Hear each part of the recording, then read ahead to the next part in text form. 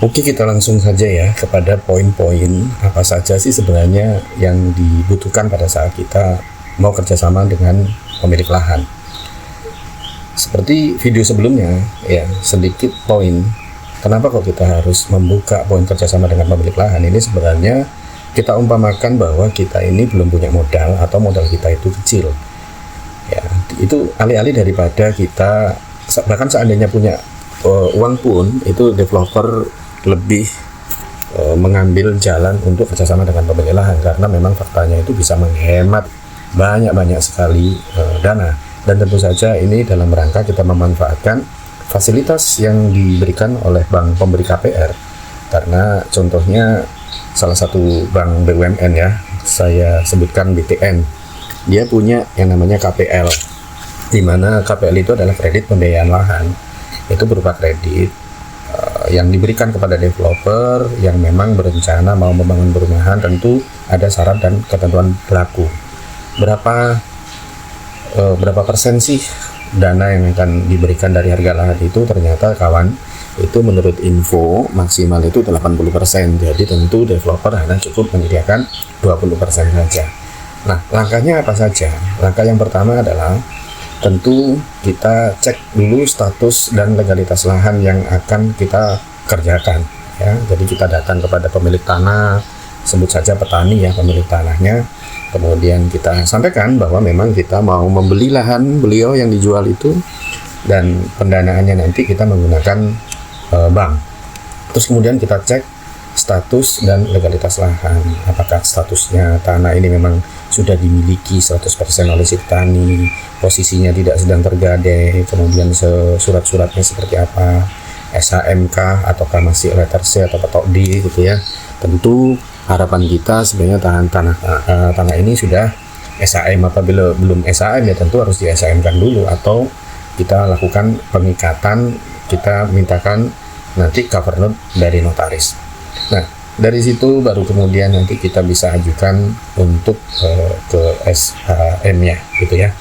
Kemudian setelah kita cek status dan legalitas lahannya aman, baru kita melakukan survei lokasi ya. Atau sebenarnya kegiatan survei lokasi ini dilakukan di awal juga nggak apa-apa. Survei lokasi dulu, baru kemudian cek status lahan ya. Jadi tidak ada masalah. Kita lakukan survei lokasi, apakah lahan ini memang cocok untuk perumahan, bagaimana dengan aksesnya, terhalang tanah orang lain atau tidak, mepet jalan atau tidak, rata atau tidak gitu ya. Dan apakah nanti pematangan itu membutuhkan biaya yang besar atau kecil gitu ya. Jadi kalau tanah ini terlalu ekstrim, kemiringan, tentu hindari dulu, mengingat developer baru itu jangan sampai terhalangi hal-hal teknis seperti itu. Sama-sama nyari lahan baru, cari yang betul-betul aman untuk dikerjakan dari sisi pematangan lahan. Kemudian berikutnya adalah Anda harus hitung nilai wajarnya. Untuk menghitung nilai wajar ini, itu kalau di komunitas kami ya, di komunitas Sekolah Rumah Subsidi Serasi, Sekolah Rumah Subsidi Indonesia, itu kita semuanya dibekali dengan quick count atau cara berhitung cepat.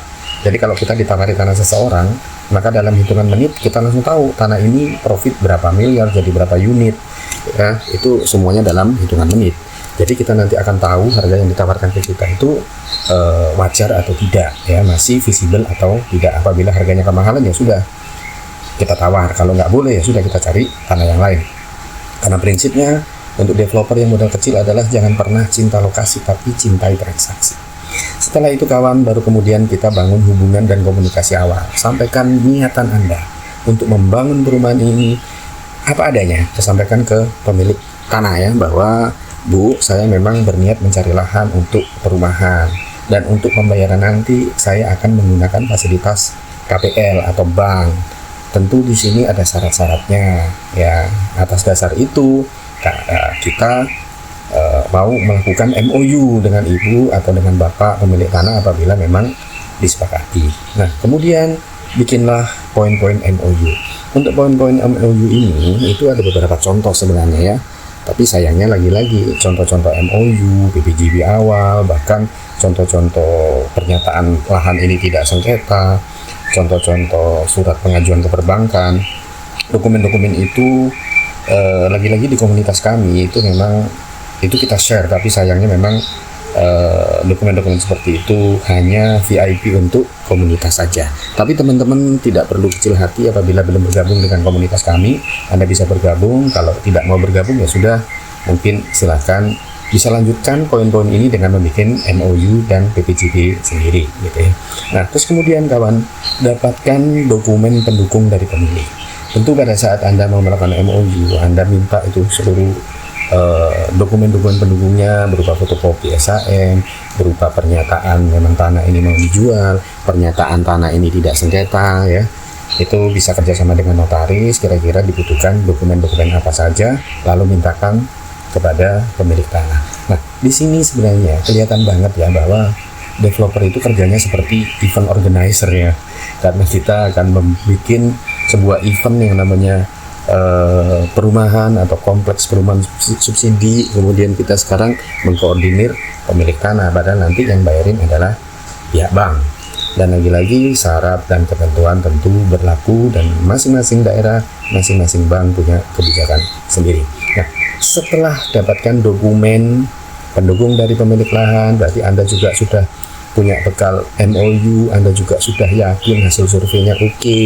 Di sini sebenarnya Anda bisa langsung ajukan proposal kredit pembiayaan lahan ke bank, ya. Di sini tertulis BTN bukan berarti kami dipromosikan oleh BTN, bukan, tapi memang kebanyakan developer berhubungan dengan bank ini, ajukan proposal. Bank tentu akan lebih senang kalau teman-teman itu sudah mempunyai draft perencanaan. Apa itu draft perencanaan? Anda sudah punya gambaran tentang set plan-nya, Anda sudah punya gambaran tentang 3D-nya, Anda sudah punya gambaran tentang RAB-nya. Nah, kemana minta itu semua? Itulah kenapa apabila teman-teman tidak keberatan, silakan bergabung dan join di komunitas perumahan rumah subsidi Indonesia. Di sana Anda bisa belajar banyak, bisa konsultasi terus-menerus, ada grupnya dan isinya adalah developer-developer muda dari berbagai daerah di Indonesia. Oke, mudah-mudahan video ini membantu teman-teman untuk mewujudkan perumahan subsidi yang pertama. Semangat terus dan kibarkan bendera kecil Anda. See you.